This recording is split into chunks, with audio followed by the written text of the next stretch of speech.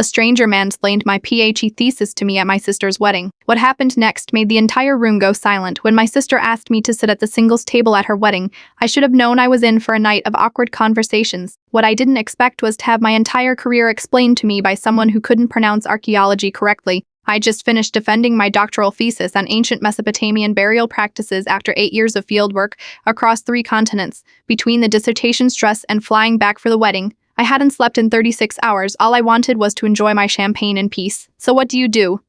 asked the man who'd introduced himself as my new brother-in-law's college roommate.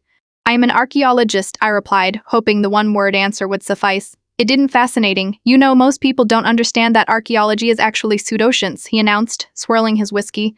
Real scientific disciplines. "Here is no way to verify your theories." The table went quiet.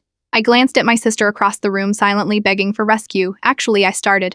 "Let me explain," he interrupted, placing his hand on my arm. "I read a fascinating article about this. The dating methods are completely unreliable, and most so-called artifacts are just rocks that primitive people use naturally."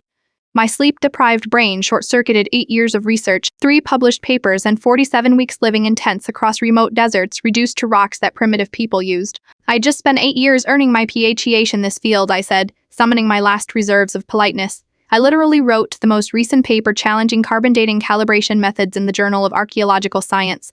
He laughed loudly.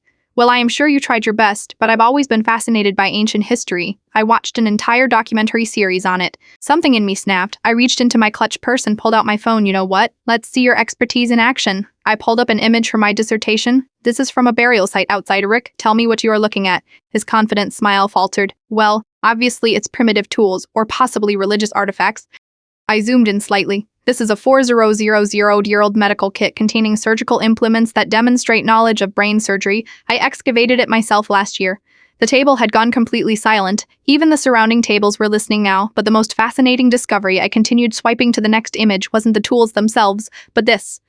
The photo showed a small clay tablet with cuneiform script. "This tablet contains instructions for the procedures, and do you know what they prescribed for overly competent men who spoke on subjects they knew nothing about?" I leaned in closer. "Nothing, because even 4,000 years ago women didn't need to tolerate that nonsense." As laughter erupted around the table, my self-appointed educator excused himself and wasn't seen for the remainder of the reception. My sister later told me that my brother-in-law thanked me for finally shutting his friend up after 15 years of friendship. Routinely, some artifacts belong in the past.